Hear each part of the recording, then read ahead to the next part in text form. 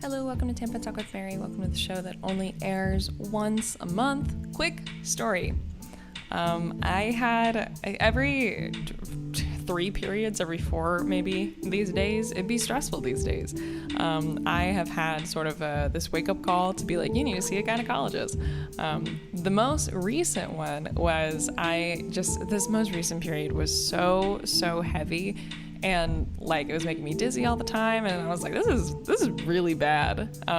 That it was probably the 3rd day of my period of it still being really heavy. I went in the bathroom and it was just before I went in the bathroom. So I was wearing a pad because I was like about to go to bed. And I'm really lazy, and just this like this chunk shot out of me, you know, like when you're fertile and there's just this big like glit of like discharge that comes out of you. It sort of felt like that, and I was like, what in the heck? So I went into the bathroom and, you know, got into the whole deal, and my vagina had a chunk. Kid you not, the size of my thumb, like from tip of my fingernail to like the bottom of it on like the edge of my, you know, where my thumb ends and like the rest of my hand begins, like a chunk that big and almost as thick as my thumb had come out of my body. And I was like, what in the world? So I think that's bad. Help. I think that's very bad. Anyway, I'm seriously looking into a gynecologist again, because, you know, I had one. It's a whole thing. I'm not even gonna get into that. But anyway, I'm really, really excited about this episode. We've been conversing here and there back and forth over the course of, I think, probably at least 1.5 years, 2 years. This is my fault. So I'm just trying to schedule interview, you know, get that going. It's you know, it didn't happen until now, but she's so great. We brought in the founder of Fab Little Bags, which is fulfilling the environmental need for period products. They are based in the UK. The company is in London. But you can, if you're in the US, you can get them on Amazon. So that's pretty cool. Everyone has moved to Amazon right now, so you can buy them on there. But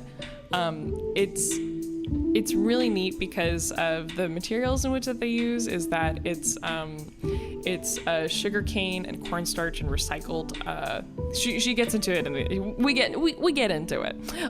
Into the episode, but it's reusable plastic that's made, and then it helps the environmental problem. Because here's the thing, menstruators. You either in the U.S., which we get into the episode and we talk about it, is that you either you flush proudly or you lie about flushing your tampons. I don't know if anybody's flushing pads. I know damn well some of y'all be flushing some tampons, and then also lying about it. So this is how we fix the problem here, which is astronomical in the US. We are the greatest contributor of menstrual waste that ends up in our waterways, our beaches, our plumbing. So this helps me deal with the guilt that I receive from that. So I have Fab bags now. It's a game changer. It says it on their website, and I was like, psh, what? Game changer. Not even lying. So they're really great, super affordable, and they're great. We're gonna talk about it. So I'm super excited for this episode. If you want to get Fab bags as you're buying, listening to this episode, you want to buy some Fab bags. The link to American sale is in the description, so you can get it on Amazon, and then also UK sale and beyond is there as well. So if you want to get any while you're listening to this, as you're getting all your info about it, you absolutely can. Well, without further ado, I'm done talking. Let's get into the episode. Oh my god! And we've been trying to do this for like a long time. Like, I think like we've kind of briefly talked here and there, like over a few months, and on Instagram, and It was me probably just having the schedule. I mean, everything's been completely hectic over, post-COVID as well. Just trying to rejig the business a bit, because our focus was quite on B2B, and then suddenly no one was in any hotels or offices, so yeah, it's been quite a full-on time.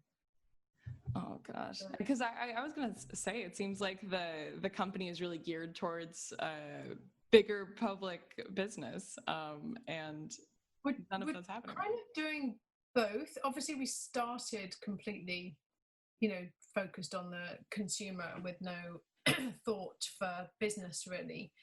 And then we realized that actually, to launch a new product in a new category in a taboo subject was with no money was really quite tough. So we just didn't have the kind of budgets of big business to what do they say, you have to touch the person 7 times before they even recognize that they might have heard of you somewhere. So we just didn't have the money. So we kind of did what we could with what we had. And then we were like, okay, well, maybe, we can touch more people in an office of 100, if they're in the loos there, than trying to find those 100 people and talk to them. So that's kind of how that morphed. Oh, wow. Yeah.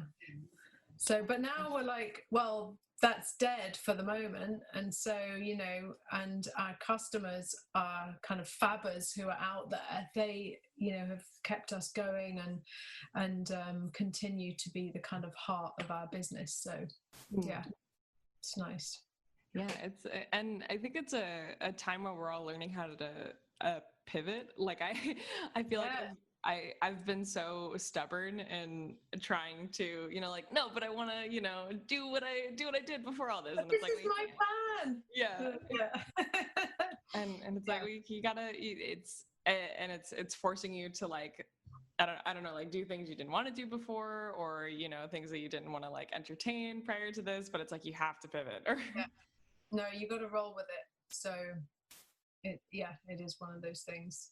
I mean, constantly is a kind of new business in entrepreneur land, whatever you want to call it. It's, best made plans and all that, they just don't exist. Yeah. You can have them. I think it's akin to like a birthing plan. You're probably too young to be thinking about having kids or anything, even if you want them. But it was always kind of like, what's your birthing plan? What's your birthing plan? And you're like, okay, I need a birthing plan. So you'd like agonize for ages trying to write this birthing plan out, and you'd be like, yes, perfect birthing plan. This is exactly what I want to happen. And you might as well walk in there and just rip it all up and chuck it out the window, because it never really actually happens like that. So kind of like good practice for being an entrepreneur, having a baby. I was gonna say, like, I think I've seen enough of that on television to get it now. But that's so funny. I think like the objective is for it to come out.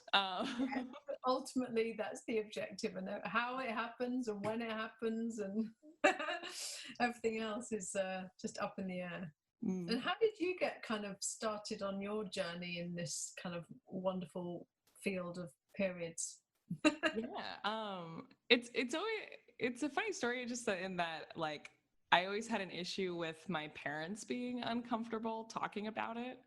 And specifically remembering a moment where my mom had asked my dad to pick up pads at the store while he was at the store, and he like just wouldn't do it, got all red, got insulted that, was even asked to do that. And he's grown a lot since then, but and then just people I knew in middle school and high school and a lot in college, surprisingly, of just people who were extremely uncomfortable with this topic. And it's like, well, you have, like we have to talk about it. I was like, it's happening to be generalizing the statistic right now. and it's like it's more than half the population, at least here. It's like this is happening to them once a month, every single month, no matter what. So it's like why are we not talking about it? And then that, like, it's different avenues of just the layering of stigmas. So like I in July of last year got to talk to someone who's been in jail, and they talked about what periods are like in jail. So there was like a lot of stigma on top of that. Is like, we don't even talk about, like, I'm sure you know, the prison system in the US is absolutely horrible.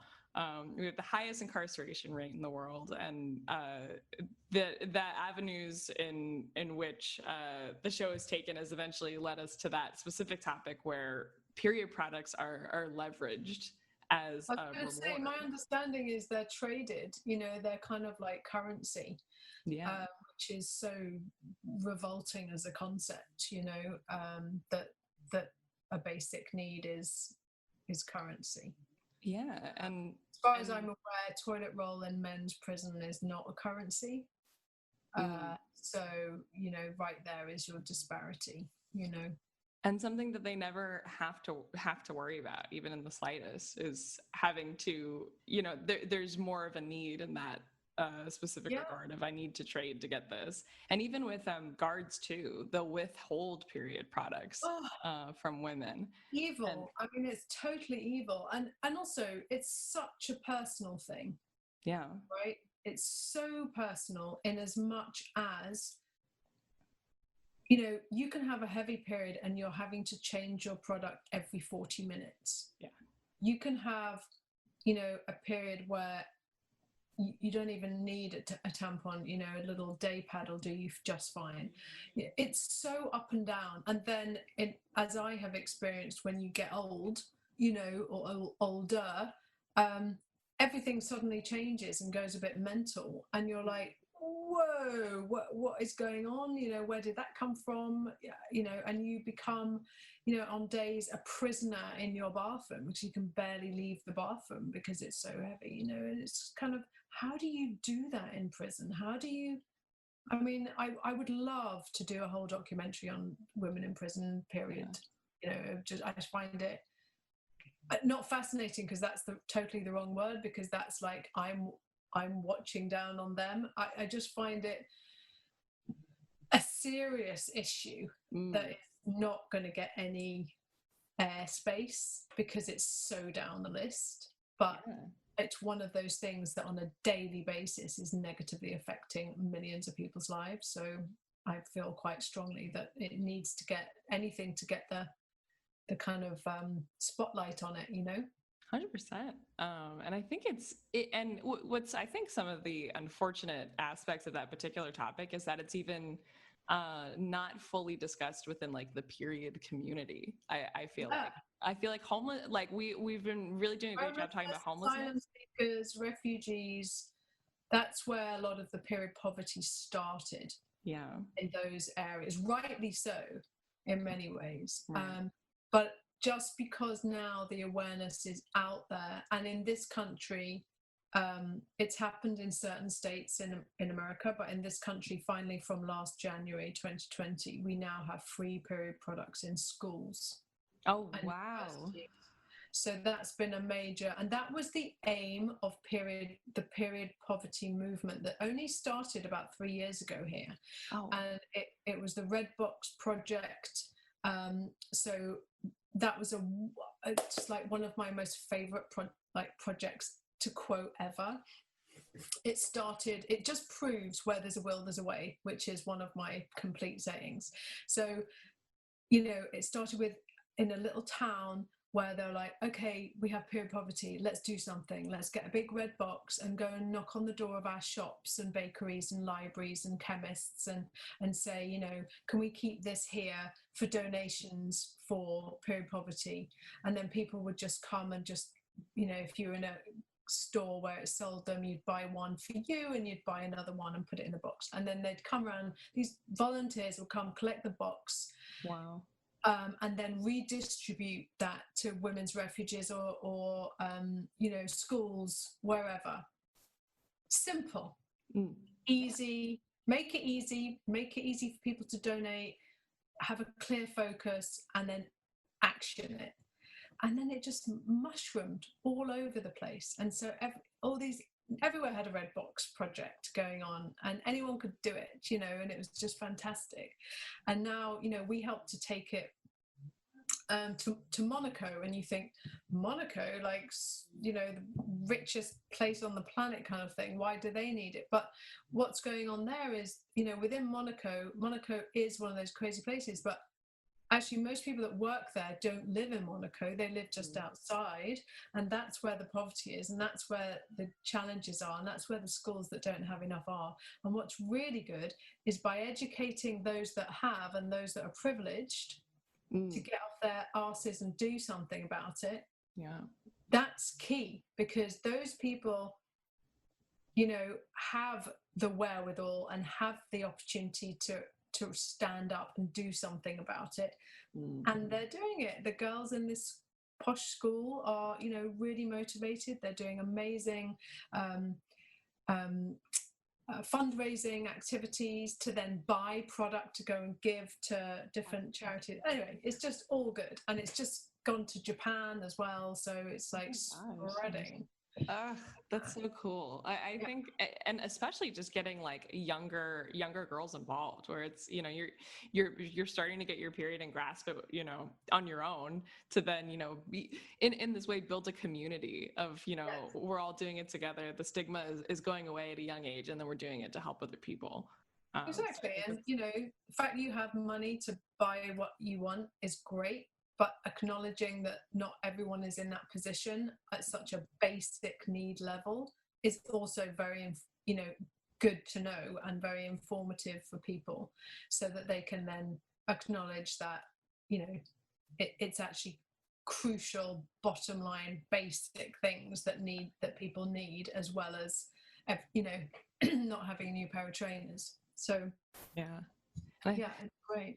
And I was gonna say, we could probably talk on this forever, but I know, better be careful, because we will be here for like 4 hours otherwise. I was, like, even just trying to, if you even got into America, where it's, there's still a luxury tax on menstrual products, and I think it's 36 states, I believe, that still, I think either they still have it of the 50, or it's the other way around, but it's, not all 50 states are luxury free. But it's only again this year that they're taking the tax away, which is, ridiculous. Yeah, it's male politicians, or people who don't, menstruate, that are like, at least here they've been like, oh well, women will hoard them if we don't tax them. That's like an actual quote. That's an actual. Well, I mean, frankly, given, not to get political, but given I can't even bring myself to call him a leader, but given your person who's in the White House at the moment, anything that comes out, I will have to believe, because blood coming out of her, whatever. I mean, seriously. But yeah, it's a mess. But the great thing is that people like you, people like us, are just forcing that conversation, engaging that conversation, having awkward conversations, hopefully making those conversations not awkward. So it's a slow process, but actually I think it's moving relatively fast these days, so that's a bonus. It won't take a generation, I'm hoping. It will take less than that. I think even the generation under me, I feel like tolerates way less than I like, millennials on. Like, just this generation that grew up with the internet are like, there's these things that are social issues, or, this particular topic, where it just seems so obvious to them, where it's like, well, duh, and so there's no conflicting dialogue around the idea that, like, agreed, we need, access to period products, or, you need to treat, people of color, with respect and dignity, and, like, using empathy. Like, it's just so apparent to them, I feel like. It's just like, dough. Yeah. What is wrong with you people? I was like, what? And then the rest, like, why doesn't everyone else get that? I don't know.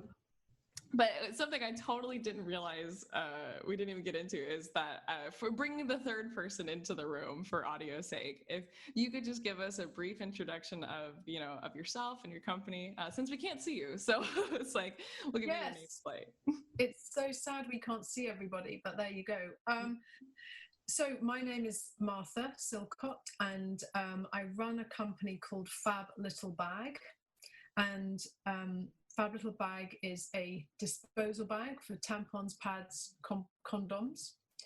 And it's there to do two main things. It's there to protect rivers and oceans from pollution caused by flushing these products down the toilet. And I'm afraid Americans flush the most. So there's a very kind of scary amount of millions and millions of these pads, tampons, applicators being flushed down the toilet every single day. Wow. And part of those will end up by hook or by crook in rivers, waterways, leads to the ocean, washed up on beaches. And I want to stop that. And that's a big motivation for Fab Little Bag being in existence, to convert those flushers, to educate the flushers first, and then hopefully convert them to being fabulous binners. And the second kind of mission, I suppose, of Fab Little Bag is for the binners. So binning has its own set of challenges. Those of us who are binners will know that the process generally involves wrapping up your used product in numerous bits of toilet roll and hoping that there's a bin there for you to put it in.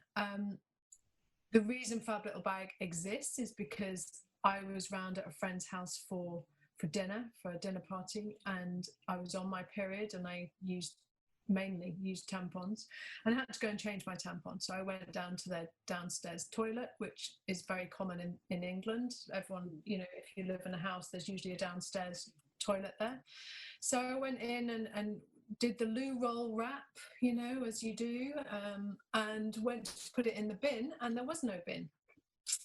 So I kind of had this mild panic for about 10 seconds, did think for a second, oh my God, I'm going to have to flush it. And then I was like, no way am I flushing this down the toilet, because the plumbing in London is not fantastic. So what if it all backed up? And then that really would be a challenge in terms of embarrassment. So I wrapped it up a bit more and then snuck it up my sleeve, and then kind of surreptitiously wandered back to my chair, and on the back of my chair was my handbag, and put it in my handbag.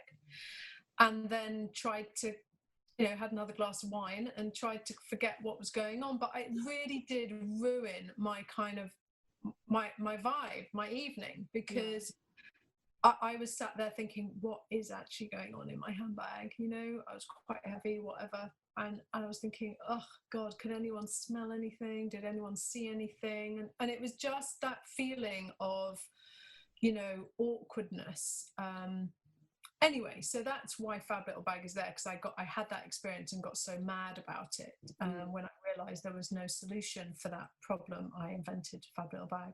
But I'm digressing as usual, but the core then is, one, the environmental, keeping it out of the aquatic system, and secondly, to actually make binning an empowering, relaxed, confident, feel-good experience that is also hygienic, by the way, because you can't see, but you'll have to hop on a website or Instagram to see how Fab Little Bag works. But the way it works, your fingers and hand is protected from the used product going in, and its seals closed, which means that, you know, it's a very easy, hygienic way to dispose of your products. And it's not about shame, that I'm so like fighting against the shame. But you know, periods are also, managing your periods are also, for most people, not all, but most people, a private affair. And just because you don't want to shout and sing and dance about it, you know, doesn't mean to say that you're feeling shameful about it. It's just a private thing. So that's what I do. Fab Little Bag is about those two things, and wrapped around those two kind of missions, if you will, is to completely screw the taboo around periods, full stop. So make it a normal conversation, a relaxed conversation across generations, across the sexes. We feel passionately about involving men and boys in this conversation, because, you know, a lot of anecdotal research that we've done, women and girls in particular feel awkward when boys and men are around, you know, generalizing obviously, because of how they react. So it's their reactions that can cause a knock-on domino effect of how the person with the period is reacting. Right. So if we can educate and make them feel relaxed and knowledgeable and less kind of like immature about their reaction, because it is largely kind of like weird and immature, if you can chill them out and educate them, then I feel like the knock-on effect will be so much more positive to the person having a period. So I feel like that's an important part of this conversation. I agree. And I think like that, even so, like within the, you know, the education sphere of, you know, teaching men and boys that this is, you know, it shouldn't be taboo and that it's very normal, and getting them involved in the conversation is that they a lot of times have to unlearn what their parents taught, which is, Yes. you know, maybe a father in the home saying, you know, no, this is how it's supposed to be, you know, we're not supposed to talk about this and this is gross. And usually, you know, they assumingly had sex with a woman, and then that woman brought that man's child into the world for him to be brought up with that mindset again. And it's just, I mean, what we forget is you use the word taught there. I think that's kind of the problem. There is no taught, there is no teaching. It's kind of snapped little snippets of tone or words or comments here and there that becomes the teaching. And I think that's the problem. You know, we don't have a frank, open conversation about it. It's always sniggered or kind of like eyes rolled or some derogatory comment had, and that's what the child in the house will take. But I do think that you know, normalizing the norm is really important, and I think the younger generation are doing that. You know, they're much less kind of no, you know, fingers in the ears, it's not happening, than the older generations, my generation and above, for sure. And so I have a lot of hope that the taboo has got some almighty cracks in it now, and it's just, you know, we just have to keep smashing away at it, and then it will shatter, and periods will just become periods, and we can all talk about it in a relaxed way. Amen. Yeah. And it was sort of a little bit backpedaling on what you're talking about of just Fab Bags not being about like privacy or shame, which I think is like is wonderful. I think it's a lot like feminism in that way, is that you should be able to do with your period as you are making the choice to do. And it's like, all right, 100%. I am passionate about women not being judgmental on other women about how they choose to manage their period. 100%. For example, cups, menstrual cups. They are brilliant, no question. They are the best economical choice. They are the best environmental choice for managing your period. However, they are not everyone's choice. Yeah. And at the moment, they represent, I don't know, about 8% of the market. So that's 92% of the market that is not yet enjoying the pleasures of cupping. So we are really positive about cups. We think they're brilliant. We will always support their use. Same with reusables, reusable pads, etc. Very pro that because of the obvious benefits that they bring. However, we do not judge, therefore, that if you choose to use disposables, which are worse for the planet, no question, that makes you a bad person, or we are going to be negative towards you on that. So and we ask that everyone takes that view, because it's not helpful to make other women feel bad about their choices. What is important is to educate that cups are out there and these are the benefits of them, and try them. If you get on with them, that's it, job done. But if you don't, or you haven't failed as a woman on her period, you've tried it, you didn't get on with it, whatever. Yeah. So I'm really clear about that from a Fab Little Bag perspective. We are wholly supportive of reusables. We are wholly advocating all their benefits, which are numerous, and we encourage people to try.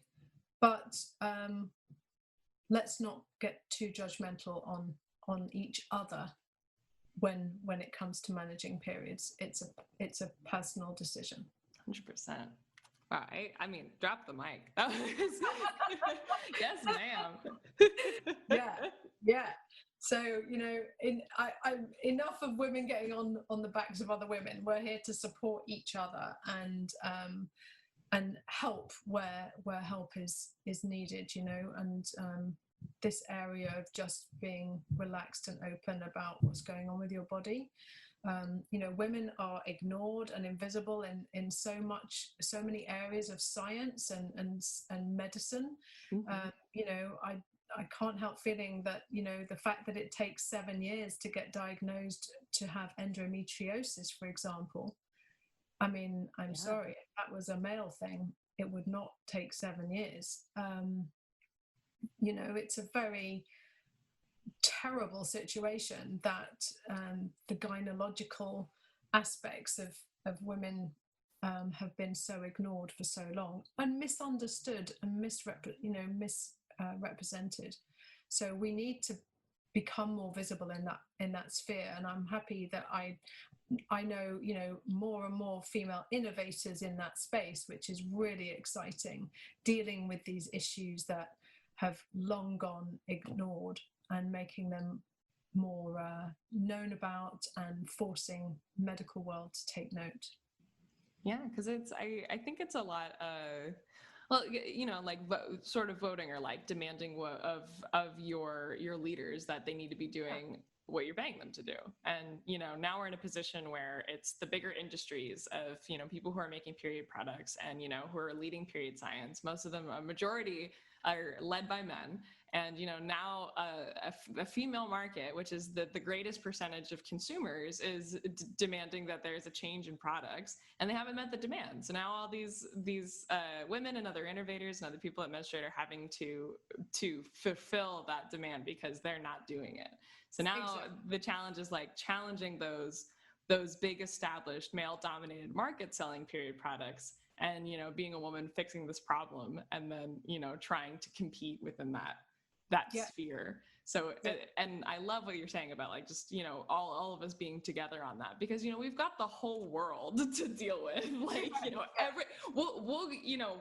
we shouldn't be dealing with this like internal thing, because we got everything else to deal with. Exactly.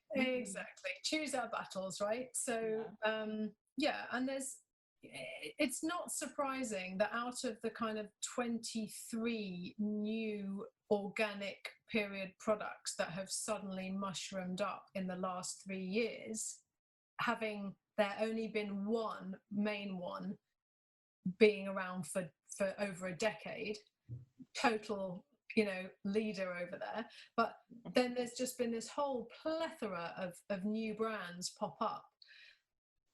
The majority, not all, but the majority of which are female-led, female-founded, female-led, which kind of makes sense because of the nature of the product. But it was only last year, I think, that P&G actually bought one of those and made it their own organic brand. Because the big organizations, they find it more difficult to be nimble and act quickly. So they kind of rely a little bit on the innovators to do that for them. It's a shame because they have the distribution. They can make the biggest impact quickest. Yeah, again, you know, it's having a little company pretty much do all of the legwork of a startup, and then, you know, just sucking up. It's always sad to see, but you know, sometimes if people are able to, like, if bigger companies are able to turn that, where it's, you know, but it's what I haven't seen yet, which is what you're talking about, of just, you know, them really being a major part of distribution, and they aren't. Well, apparently disposal isn't a problem. To big companies will tell me that disposal isn't a problem. Everyone's fine with it.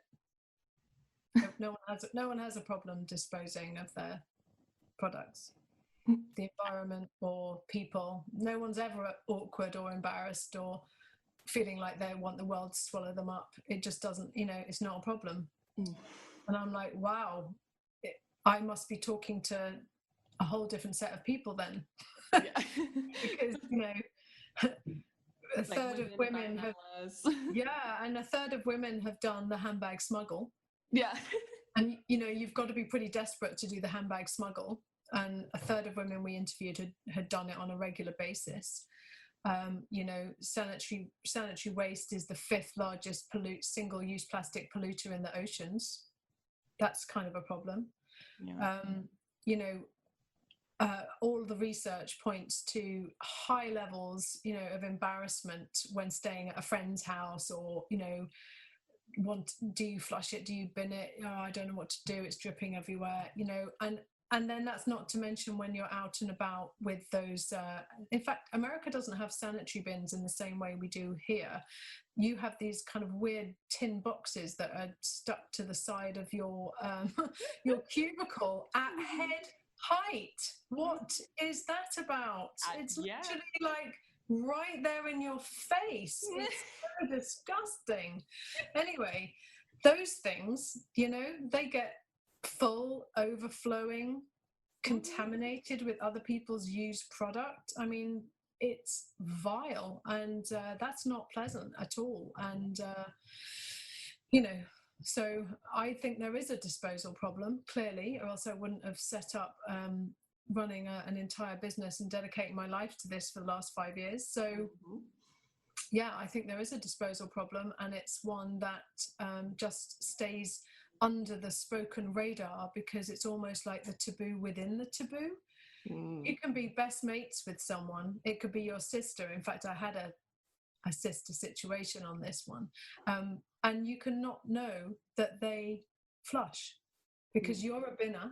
You assume everyone assumes that everyone does what they do. That's the first challenge. So everyone's going around going, well, I bin, so who, you know, of course nobody flushes. And the contrast between the flushers and the binner is extraordinary. So the flushers are mostly gobsmacked flushers, as we call them.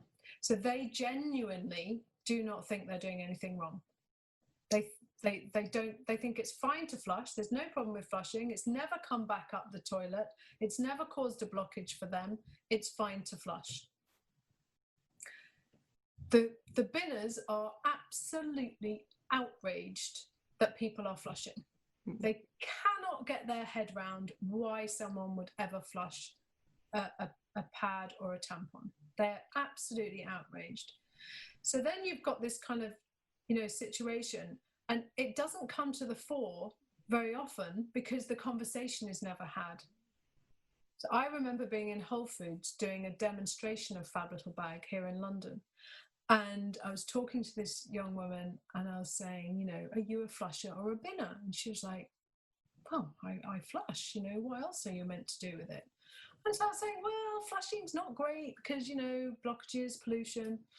And then round the corner came another young woman and came up to us. And I said, oh, are you a flusher or a binner? She's like, I'm a binner. Who the hell flushes? And I was like, well, this lady flushed, but, you know, before I knew what had happened, this woman is shouting at this other woman. The binner is shouting at the flusher. And I'm like, oh my God, let's break it up, people. Yeah. Turns out they're sisters sharing a flat. Oh my God. And they had never had that conversation. They'd never had the thought process to think that each other might be doing something else. And she was having such a go at her because she was like, oh my God, you could block the toilet. It could cost us £400 to get a plumber in and blah, blah, blah. And it just went to show, you know, you can be super close to people and your best friends, and you can talk about intimate details of every other aspect of your life, but you often don't actually know whether someone is a flusher and a binner. So all you people listening, are you a flusher or a binner? And ask your friends what they do, and you might be surprised. I think that's a good question to leave them with. It's so funny. I tweeted a while ago because it's such a problem in the US. I was like, do you flush your tampons or do you lie about doing it? Or do you flush your tampons or lie about not doing it? And then Yes, great question. I've never asked that question, but that's a good one. I was like, yeah, because I know everybody lies about it, and I know people do it here, and I know we're the worst at it. But I think it's just generally comes back to people not talking about it. So like if there's politicians or men or whatever that want to talk about this, like and women that, you know, we're like, wait, we all were doing this. Like I think we all just think, not everyone's doing this, right? And then they do it. And so, but then everyone is doing it. But you say, so the lie ones, we would call them guilty flushers because they are flushing and they know it's wrong, but they just can't cope with the alternative of wrapping up in loads of loo roll and getting a bit icky with it.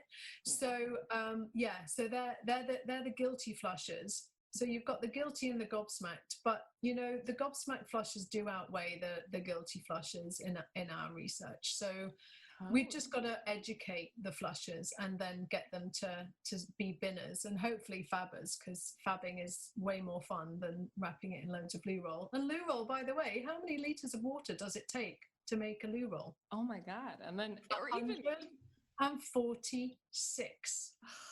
So environmentally, loo roll isn't great, okay? But we all think it just grows on trees. Well, funnily enough, it does grow on trees because it is a tree. But what I mean is, you know, people just think it's just there and it's free and it's like everyone should have loo roll. No one thinks about it. But actually, it has a big environmental impact all on its own. So, you know, it's not like, oh, one's environmentally perfect and the other one isn't. You know, the reality is, everything we create is waste of some kind, and we have not perfected dealing with our waste in this planet. We haven't. Even the most industrialized countries, in fact, we're probably some of the worst because we ship all our waste off somewhere else that we don't like to deal with. So, you know, the infrastructure dealing with waste and waste generally is a really big problem as well. So, you know, everything you create has an environmental impact. From my perspective, it's about how do I reduce to the minimum the environmental impact of me inventing something new in this planet. So that's kind of where we come from. And it's a continual learning journey, you know, it's a continual learning journey. And what the very first Fab Little Bag was made from is not what the Fab Little Bag is made from now, because of my learning and science changing and consumer demand changing and all of that kind of stuff, you know. So we've actually just I'm kind of really excited because we've just changed our film from a great film, which was biodegradable film, to an even greater film, which is actually made from plants. It's made from sugarcane waste and it's made from recycled plastic. So it's 60% sugarcane waste. And I'll come back to that because it's really cool how it locks in the carbon. And then 30% recycled plastic, which is also very important, because if you don't utilize the recycled plastic, then you've lost the energy, you've lost the value, you've really abused having plastic in the first place. So if we want to support the circular economy of reusing stuff, you've got to start including that in new products. So that's why it was quite a conscious decision to do that. And then also some cornstarch, which is also a sustainable products. So yeah, we're really focused on sustainability in terms of the source and locking in the carbon, because the way that the sugarcane locks in the carbon as it's grown, and then you use the ethanol is created as part of the waste product, which goes on to make the plastic, the component of the film, and then we add to that the recycled plastic and the cornstarch. So it's a sustainable, low carbon locked in product now, which is just really great. You know, it makes me feel really good that we've taken all our learning and the science and it means it's more expensive than anything you'd buy, and I make no apology for being more expensive. We're not more expensive because I'm raking in profit, and we're more expensive because it costs way more money to do the right thing than it costs to do the wrong thing. Where can we find Fab Bags? Where can we Okay, get them? in America you can get them sadly only on Amazon.com. Okay. We obviously sell them on our website, and in Europe also on Amazon. We're branching out in this country. You can buy them now in Boots. I know you do have Boots now in America, but we haven't got them over the pond yet, so working on that one. In this country, Boots, Ocado, and other people's websites as well. So yeah, and if there's anyone who wants to talk to us about getting them in their premises or anything like that, would absolutely get so excited about doing things like that. So do get hold of us, and you can always just email me directly at martha@fablittlebag.com. Cool. I will respond. I make sure I read all emails. We'd love to hear about people's experiencing and thoughts about fabbing. Give them a little whirl and tell us what you think. And that was Martha from Fab Little Bags. Isn't she cool? She's so cute, and super progressive. And listen, as I was hearing this episode over again, I'm so insecure about how many times I said and like it. I was doing this interview literally on my period, which is really hard. Listen, the curtain pulled away. I'm not on my period all the time when I'm doing this show, okay? But when I am, it's 10 times harder to do the interview, the editing, the booking, and she was so wonderful. And I was so glad that we finally got to do this episode. But yeah, I say and blah a lot, so I apologize. But like I just did, God. Anyway, so you can get Fab Little Bags on Amazon if you're listening in the US, in the link in the description of this episode.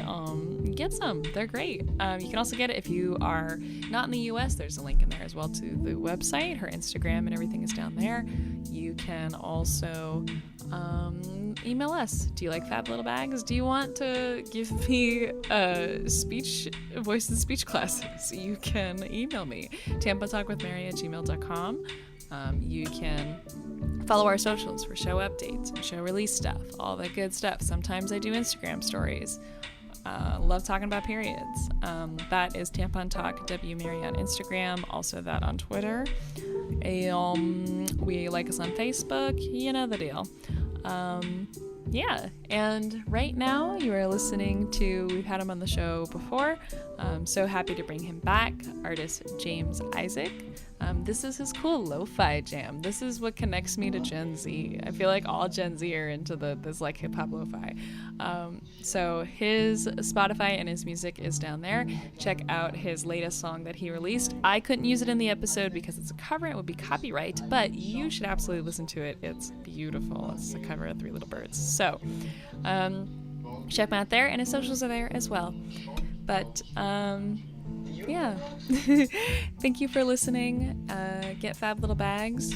Hit up Isaac if you haven't already from past episodes. And keep on bleeding. It's going to be okay. Life is hard. I'm struggling. You're struggling. But we're doing it together. So, keep on keeping on. Bye-bye.